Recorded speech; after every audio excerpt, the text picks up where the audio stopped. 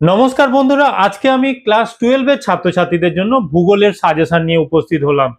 এই ভিডিওতে আমি তোমাদেরকে স্টেপ বাই স্টেপ প্রথমে কোশ্চেনটা দেখাবো।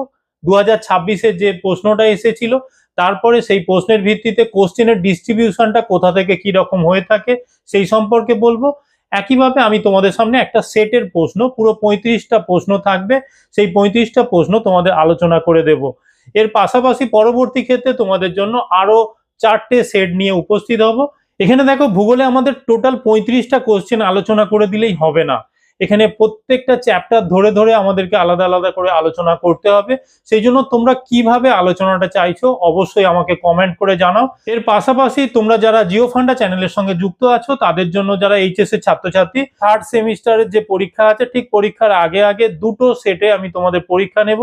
তোমাদের আলাদা করে আমি ডেট এবং টাইম বলে দেব, সেই সময়ে তোমাদের কোশ্চেন দিয়ে দেব। এবং দেখো, যে সময়সীমাটা দিয়ে দেব তার ঠিক পরে আমি 5 মিনিটের একটা সময়সীমা দিয়ে দেব। সেই সময়সীমায় তোমাদের পরীক্ষা দিয়ে আমাকে হোয়াটসঅ্যাপ নাম্বারে পাঠিয়ে দিতে হবে।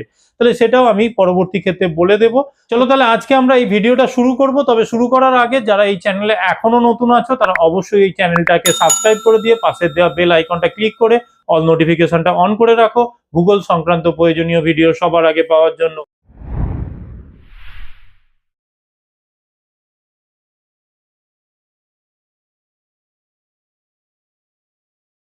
বন্ধুরা দেখো, আগের বছর আমাদের 2026 সালে যে থার্ড সেমিস্টারের পরীক্ষা হয়েছিল, আমাদের প্রথম সেটা সেমিস্টার সিস্টেমের থার্ড সেমিস্টারের প্রথম প্রশ্নপত্র। তাহলে এই প্রশ্নপত্র এইরকম একটা এসেছিল, এটা বিভিন্ন কালারের হয়েছিল, কোশ্চেন গুলোকে বিভিন্ন ক্ষেত্রে সাফল করেছিল। এই টোটাল 35টাই কোশ্চেন ছিল, কিন্তু এটাকে ঘুরিয়ে এদিক ওদিক করে দেওয়া হয়েছিল। এবারে কথা হচ্ছে, দেখো এখানে দেখতে পাচ্ছ, এখানে টোটাল টাইম দেওয়া হবে 1 ঘন্টা 15 মিনিট, আর এটা টোটাল মার্কস হচ্ছে 35। এবারে এই প্রশ্নপত্র নিয়ে তোমাদের কয়েকটা কথা বলে নেওয়া। দেখো এখানে তোমরা যে প্রশ্নপত্রটা পাবে, সেই প্রশ্নপত্রটায় উত্তর কিছু করতে হবে না। এখানে উত্তরটা করতে হবে কোথায় না, ওএমআর শিটে করতে হবে। এখানে তোমাদের ব্লু বা ব্ল্যাক বল পয়েন্ট পেন নিয়ে নিতে হবে। সেই পয়েন্ট পেনটে তোমরা সেখানে ফিল আপ করতে হবে। এখানে ওএমআর শিটে দেখো, এই যে বিভিন্ন পদ্ধতি দেখিয়ে দিয়েছে, সব থেকে সঠিক পদ্ধতি হচ্ছে, দেখো ABCD যে 4টে অপশন দেবে, তার মধ্যে একটাকে গোল পাকাতে হবে। বাদ বাকি কোথাও কাটা চিহ্ন, রাইট চিহ্ন, বা এরকম মাঝখানে একটুখানি পাকিয়ে দিলাম, বা হাফ পাকিয়ে দিলাম, বা দুটো করলাম, এটা সব ক্ষেত্রেই ভুল হবে। শুধুমাত্র ঠিক হচ্ছে যে কোনো একটা আমাদের যে সার্কেল দেবে, সেই সার্কেলটাকে পুরো ফিল আপ করতে হবে।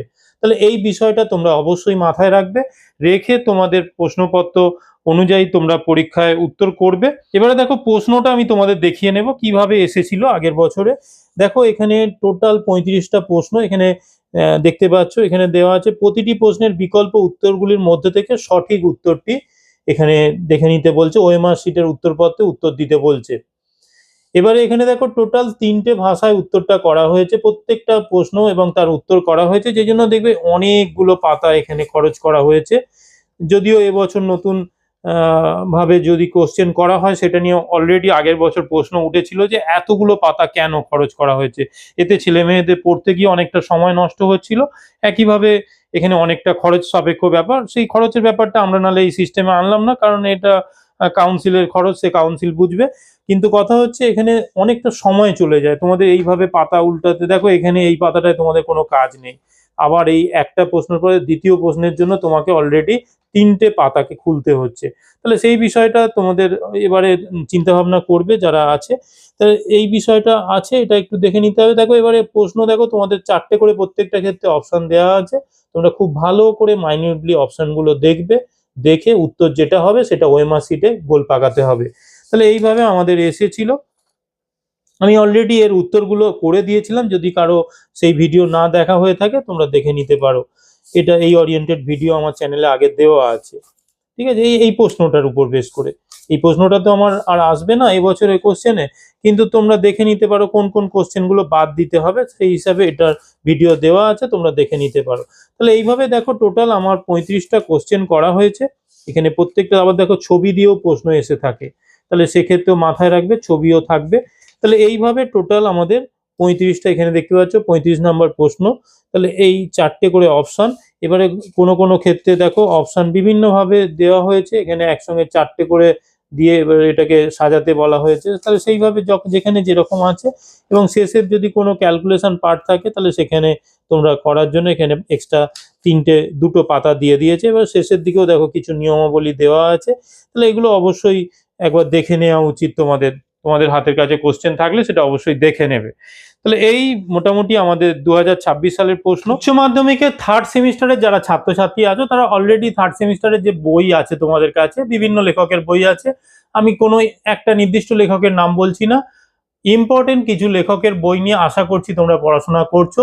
তো এখানে আমাদের গোটা ওয়েস্ট বেঙ্গল জুড়ে যে বইগুলো খুব পপুলার সেই রকম দেখে তোমরা 2-3টে বই তোমাদের সঙ্গে রাখো। একটা বই যদি কেনা হয়ে থাকে এর পাশাপাশি আরো দুটো গুরুত্বপূর্ণ বই যেগুলো চলছে গোটা ওয়েস্ট বেঙ্গল জুড়ে সেরকম দুটো বই কালেক্ট করে নাও।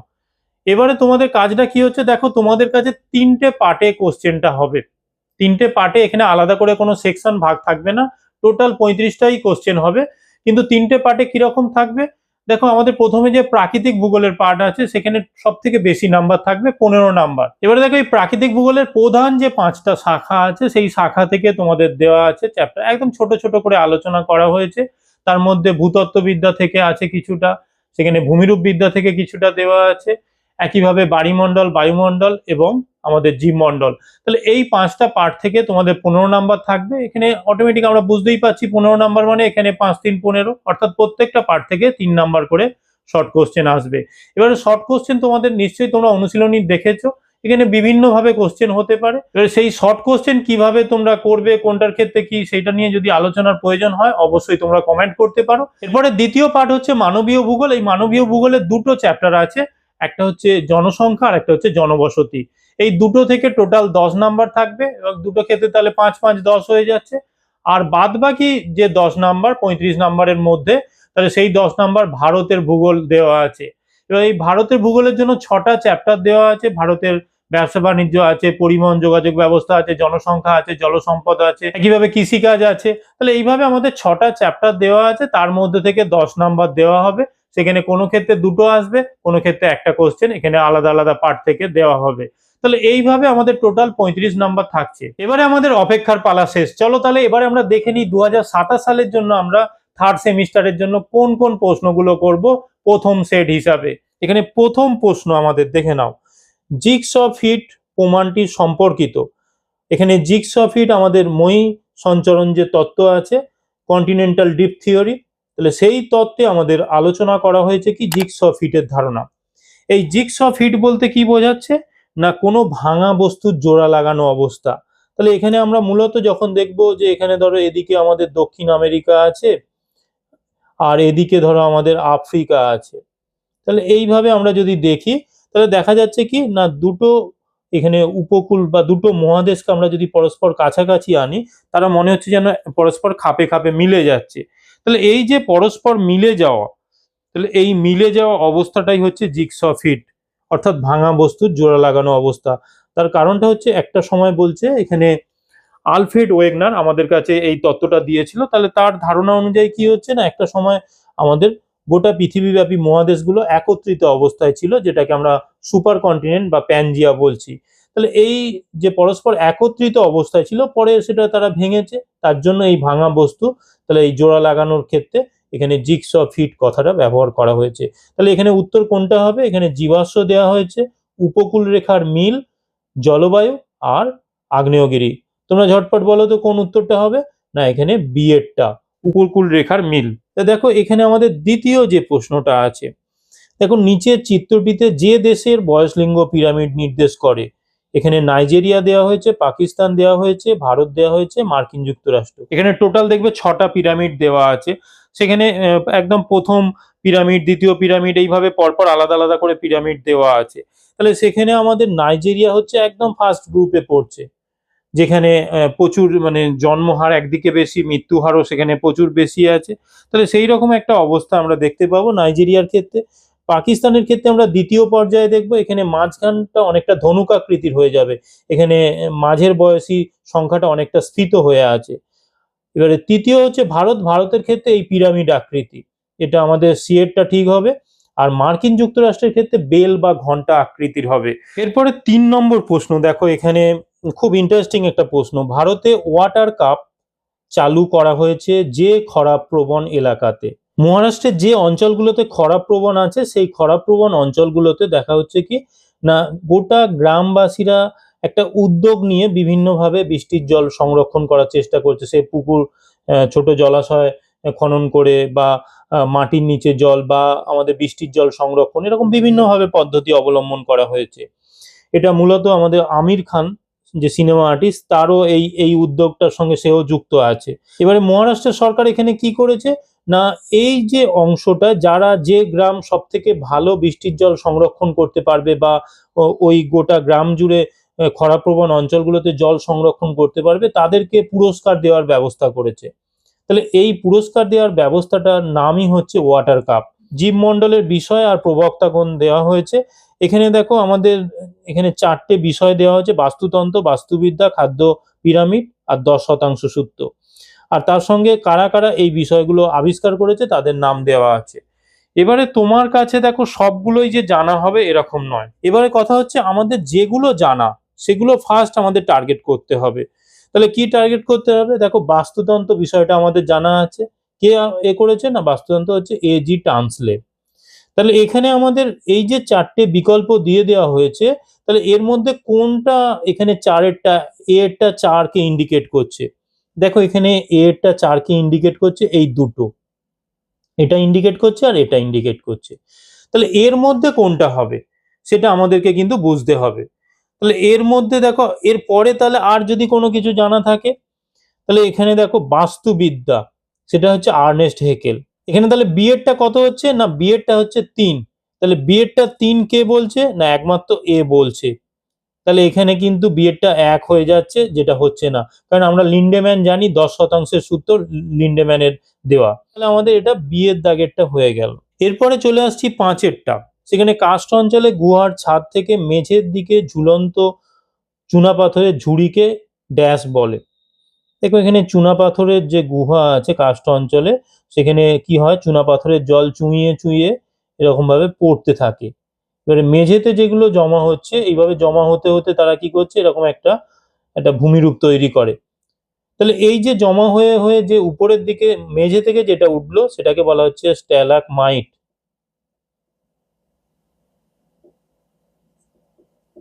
আর যেটা উপর থেকে যেটা জমা হয়ে দাঁড়িয়ে যাচ্ছে, সেটাকে বলা হচ্ছে স্ট্যালাকটাইট।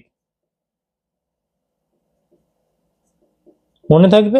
তাহলে এখানে কি বলেছে, ঝুলন্ত চুনাপাথরের ঝুড়িকে, তাহলে মেঝের দিকে ঝুলে থাকা, মানে এটা মেঝেতে ঠেকছে না, কিন্তু উপরের দিক থেকে মেঝের দিকে যে ঝুলে আছে সেটা হচ্ছে স্ট্যালাকটাইট।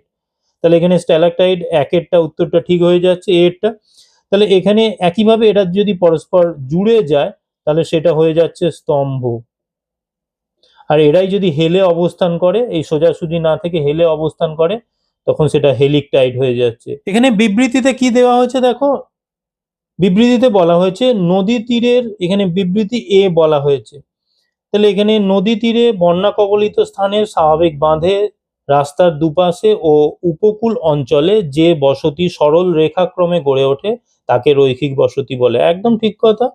তাহলে আমরা নদীর ধার বরাবর বা বন্যা কবলিত যে স্থান আছে সেই অঞ্চল বরাবর, বা স্বাভাবিক বাঁধ বরাবর যখন একটা নির্দিষ্ট সরলরেখার আকারে যে বসতিগুলো গড়ে ওঠে, তাহলে সেই বসতিগুলোকে আমরা বলছি রৈখিক বসতি। ঠিক আছে?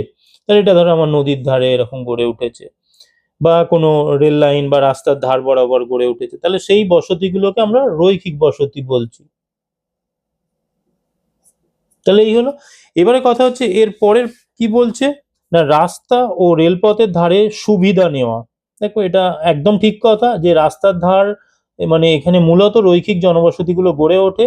সেই অঞ্চলে দেখবে মূলত যে মানুষজন ভোরবেলা উঠে কোনো একটা জায়গায় কাজে যাওয়ার থাকে, তারা মূলত রাস্তা বা রেলপথটাকে টার্গেট করে। বা নদী দিয়ে জল, নদী থেকে জল নেওয়া, তাহলে নদী এখানে আমাদের মূলত জলসেচ বা আমাদের চাষবাসের কাজে লাগে, বা আমাদের পানীয় জল হিসাবে ব্যবহারের জন্য কাজে লাগে। নৌ পরিবহন, যারা নৌ পরিবহন করে বা মাছ ধরে, বা উপকূলীয় অঞ্চলে মাছ ধরা বা মাছ চাষের কাজে, তাহলে সেই কারণগুলোর জন্য রৈখিক জনবসতি গড়ে ওঠে। একদম দুটো একটার সঙ্গে আরেকটা পরস্পর যুক্তিযুক্ত কথা। তাহলে এখানে কোনটা হবে? দেখো, বলছে বিবৃতি এ সঠিক এবং যুক্তি আর সঠিক নয়। কথাটা ভুল হয়ে যাচ্ছে, তাহলে এটা আমাদের ভুল হয়ে গেল। বিবৃতি সঠিক নয়, এটাও ভুল হয়ে গেল। যুক্তি সঠিক, তাহলে বিবৃতি ও যুক্তি উভয়ই সঠিক, তবে যুক্তি বিবৃতির সঠিক ব্যাখ্যা নয়। তাহলে এটাও ভুল হয়ে গেল, কারণ আমরা দুটোই সঠিক ব্যাখ্যা দেওয়া হয়েছে। তাহলে এখানে আমাদের পড়ে রইল ডি এরটা। এখানে বিবৃতি ও যুক্তি উভয়ই সঠিক এবং বিবৃতির সঠিক ব্যাখ্যা ও কারণ হলো যুক্তি। এরপরে 7 নম্বর কোশ্চেনে আমরা চলে আসছি। ভারতের ড্যাশ শহরে সর্বপ্রথম মেট্রো রেল চালু হয়? এখানে কলকাতা। এরপরে আমাদের পরেরটা আমরা দেখে নেব, বিশ্ব বাণিজ্য সংস্থার পূর্বতন নাম হলো। এখানে পূর্বতন নাম হু না, এখানে ওয়ার্ল্ড হেলথ অর্গানাইজেশন নয়। তাহলে এখানে গ্যাট, এটা কি আছে না, এটা জেনারেল, গ্যাটের পুরো কথাটা কি, general agreement on tariff and trade. তাহলে এটা হচ্ছে আমাদের general agreement on tariff and trade. প্রথম যে তৈরি হয় সেটা হচ্ছে 1947 সালে। ভালো করে বোঝো, 1947 সালে গ্যাট গঠিত হয়। এই সময়ে টোটাল 23টা দেশ মিলে এটাকে গঠন করে। কিন্তু পরবর্তী ক্ষেত্রে দেখা যায় এখানে মার্কেস চুক্তি একটা গঠিত হয়, মারাকেস চুক্তি। তাহলে এই চুক্তিতে আমরা দেখতে পাচ্ছি এই এখানে আমাদের গ্যাট ভেঙে ফেলা হয়। ঠিক আছে, এবারে এই গ্যাট ভেঙে ফেলে কি তৈরি হচ্ছে না, 1995 সালে 1 জানুয়ারি, আমরা জানুয়ারিতে দেখতে পাচ্ছি কে তৈরি হচ্ছে না, WTO, ওয়ার্ল্ড ট্রেড অর্গানাইজেশন। তাহলে এটা আমাদের প্রথম তৈরি হচ্ছে 1995 সালে 1 জানুয়ারি। আর এখানে গ্যাট তৈরি হচ্ছে 1947 সালে, এখানে 23টা দেশ নিয়ে। আর এখানে WTO সদস্য কটা, 166টা দেশ। তাহলে বুঝতে পারছো WTO এখন বর্তমানে কত বড় একটা রেঞ্জে অবস্থান করছে। এর সদর দপ্তর কোথায় না, জেনেভা, সুইজারল্যান্ড। তাহলে জেনেভাতে অবস্থান করছে, সুইজারল্যান্ডে।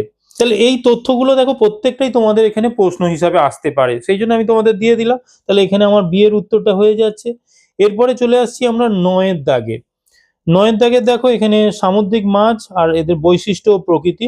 এখানে পিলেজিক মাছ আমরা জানি কি সমুদ্রের উপরের অংশের মাছ, তাহলে এটা হয়ে যাচ্ছে। তাহলে এটা 2। তাহলে এটা কে বলছে দেখি, দেখো এখানে সব কটাই বলেছে, 3টেই বলেছে এটা 2।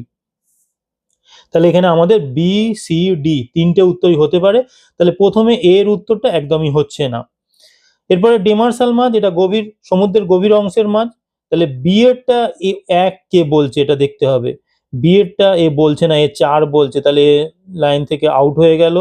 বি এরটা 1 বলছে, একমাত্র এ বলছে, তাহলে এটাই একমাত্র টিকে আছে। এরপরে দেখে নেব পরেরটা প্ল্যাঙ্কটন, ব্যাপারটা কি, ডি এরটা কি বলছে না, প্ল্যাঙ্কটন হচ্ছে জলে ভাসমান ক্ষুদ্রাতি ক্ষুদ্র জীব। তাহলে এটা 3, ডি এরটা 3 কে বলছে, এ বলছে নাকি দেখে নিই আমরা, ডি এরটা 3 একদম ঠিক আছে।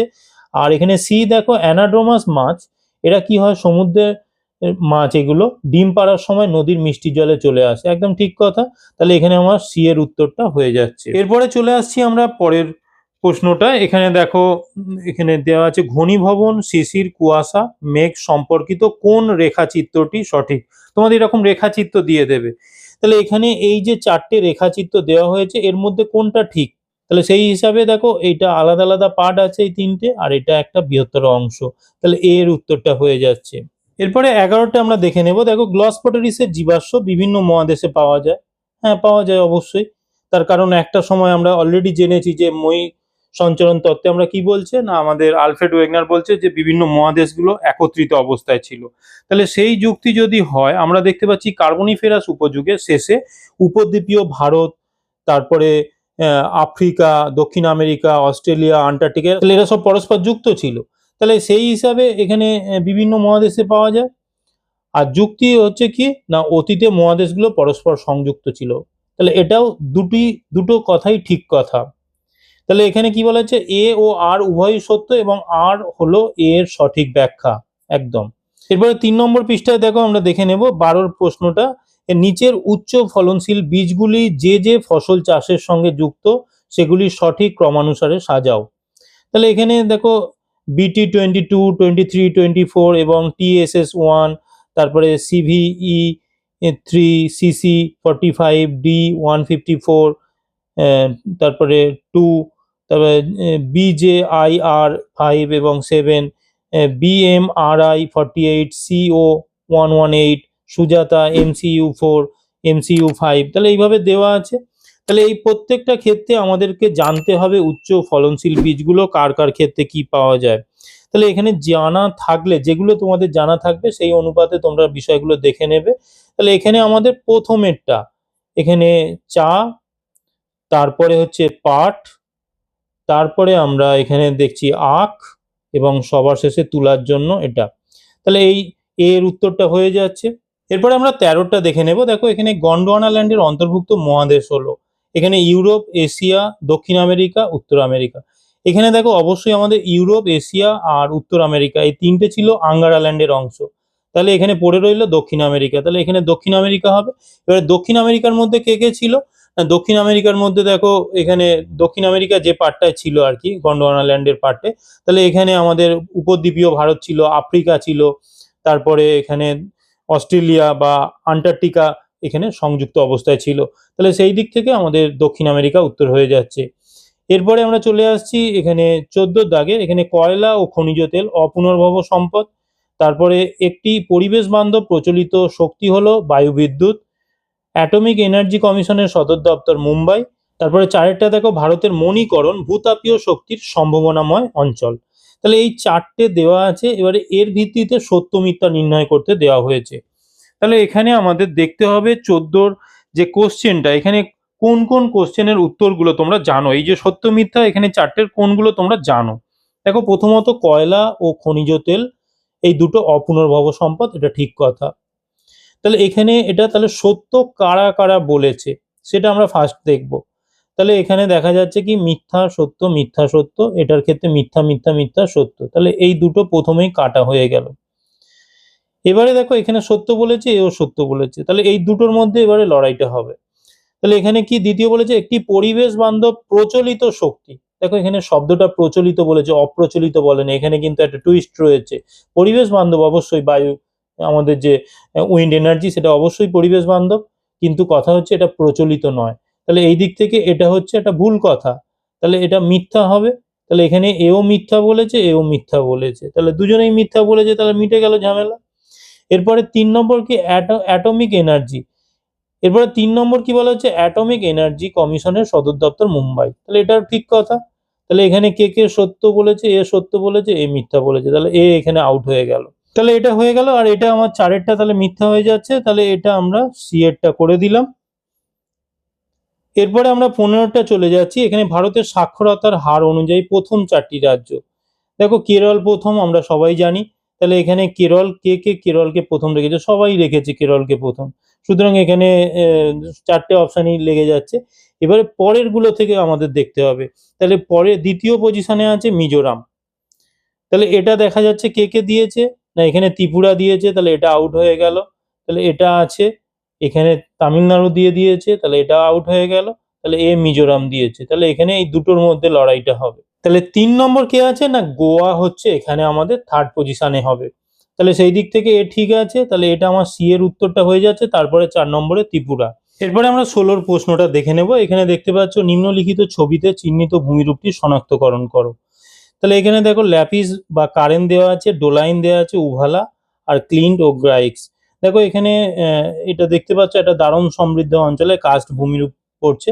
এখানে মূলত চুনাপাথরের উপর দ্রবণ কার্যের ফলে আমরা দেখতে পাচ্ছি কিছু মানে উঁচু অংশ রয়েছে, আবার কিছু ক্ষয় হয়ে নিচু নেমে গেছে। তাহলে এই যে উঁচু অংশগুলো, এই উঁচু অংশগুলোকে আমরা কি বলছি না, এখানে বলা হচ্ছে ক্লিন্ট, আর এইগুলো হচ্ছে এই মাঝের যে খাদগুলো এগুলোকে গ্রাইক্স। তাহলে এটা আমাদের হয়ে যাচ্ছে ডি এর উত্তরটা। এরপরে পৌরপুঞ্জ বা কনারভেশন কথাটি ব্যবহার করেন প্যাট্রিক গেডেস। এরপরে আফ্রিকার জুলু উপজাতিদের বসতি হচ্ছে ক্রাল। এরপরে আমরা 19-এর প্রশ্নটা দেখে নেব। দেখো এখানে বিবৃতি আর যুক্তি দেওয়া আছে। উন্নয়নশীল ও অনুন্নত দেশগুলির জনসংখ্যা বৃদ্ধির হার উন্নত দেশগুলি অপেক্ষা অনেক বেশি। এর যুক্তি কি আছে, কৃষিভিত্তিক অর্থনীতি, অশিক্ষা, কুসংস্কার, অধিক শিশু মৃত্যুর হার, বাল্যবিবাহ, সর্বজনীন বিবাহ প্রথার কারণে অনুন্নত ও উন্নয়নশীল দেশগুলিতে জনসংখ্যার হার অধিক। তাহলে এখানে উন্নয়নশীল ও অনুন্নত দেশগুলির জনসংখ্যা বৃদ্ধির হার উন্নত দেশগুলি অপেক্ষা অনেক বেশি। তাহলে এটাও কথাটা ঠিক। আর কৃষিভিত্তিক অর্থনীতি, অশিক্ষা, কুসংস্কার, অধিক শিশু মৃত্যুর হার, তারপর বাল্যবিবাহ, সর্বজনীন বিবাহ প্রথার কারণে এই অংশের জনসংখ্যা অধিক হচ্ছে। দুটোই কথা ঠিক। তাহলে কি বলা হয়েছে, বিবৃতি সঠিক ও যুক্তি সঠিক নয়, তাহলে এটা ভুল হয়ে যাচ্ছে।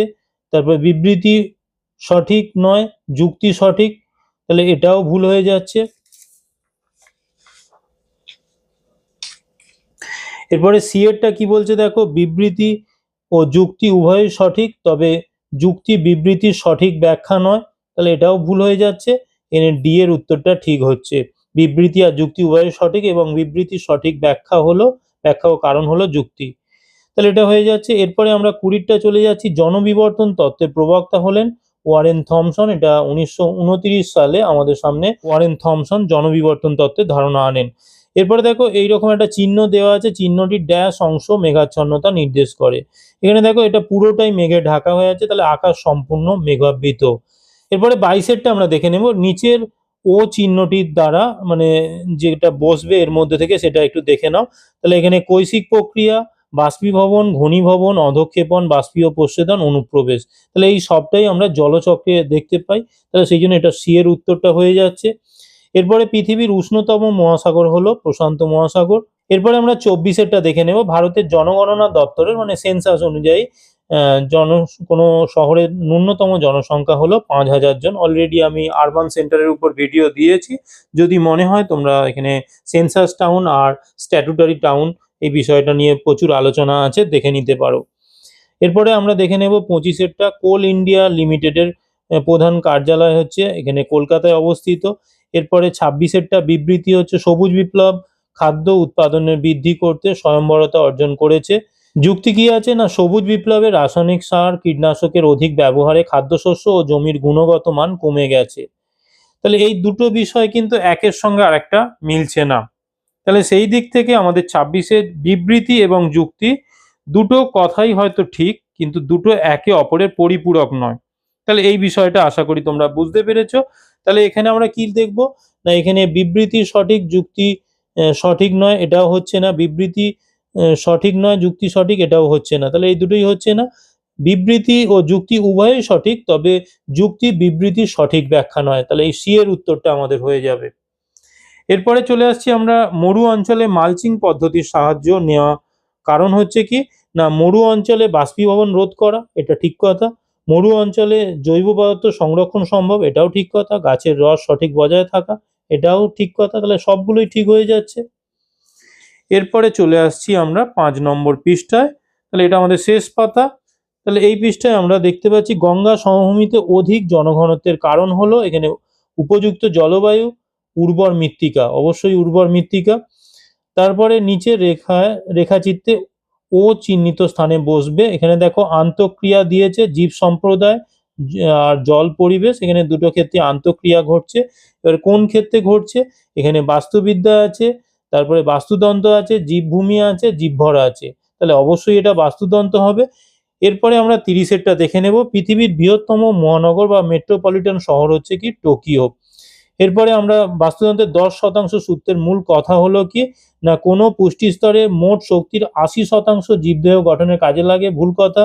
কোনো পুষ্টি স্তর থেকে 10% শক্তি পরবর্তী পুষ্টি স্তরে প্রবাহিত হয়, একদম সঠিক কথা। এরপরে আমরা চলে আসছি 32এরটা। কালবৈশাখী ঝড়ের সঙ্গে ড্যাশ বৃষ্টি সংঘটিত হয়, এখানে ঘূর্ণবাদ জনিত বৃষ্টিপাত সংঘটিত হয়। এরপরে চুনাপাথর গঠিত কাস্ট অঞ্চলে যে আবহবিকার সর্বাধিক সংঘটিত হয় তা হলো এখানে দ্রবণ কার্য। তারপরে আকাশ বা মেঘ ভাঙা বৃষ্টির জন্য দায়ী হচ্ছে কিউমুলোনিম্বাস মেঘ। এবং 35 নম্বরে এসে আমরা ক্ষুদ্র ও বিচ্ছিন্ন গ্রামীণ জনবসতিকে এখানে বলা হচ্ছে হ্যামলেট। ডি এর উত্তরটা হয়ে যাচ্ছে। বন্ধুরা, এই ছিল আজকের আমার ভিডিও। এই ভিডিওর মাধ্যমে আমি তোমাদেরকে একটা সেট অ্যাজ এ এক্সাম্পল দেখিয়ে দিলাম কিভাবে 35টা প্রশ্ন এসেছে এবং সেই প্রশ্নগুলোর উত্তর কোথায় কিভাবে করতে হয় এই ওরিয়েন্টেড আমি ডিটেলসে আলোচনা করে দিলাম। ভিডিওটা যদি ভালো লাগে অবশ্যই তোমরা এটা একটা লাইক করে দাও, বন্ধুদের মধ্যে শেয়ার করো এবং এই চ্যানেলে যদি এখনো নতুন হয়ে থাকো তাহলে অবশ্যই চ্যানেলটাকে সাবস্ক্রাইব করে রাখো, কারণ তোমাদের জন্য আমি প্রতিনিয়ত গুরুত্বপূর্ণ ভূগোলের ভিডিও নিয়ে উপস্থিত হই। এর পাশাপাশি এইচএস এর ছাত্রছাত্রীদের জন্য আমি বলে রেখেছি আরো 4টে সেট আসবে এবং প্রত্যেকটা চ্যাপ্টার ধরে আলোচনা আমি করব। এবং সবার শেষে থার্ড সেমিস্টার পরীক্ষার আগে তোমাদের দুটো আমি পরীক্ষা নিয়ে নেব। চলো তাহলে আজকের মতো এখানেই শেষ করছি। Tata, bye bye.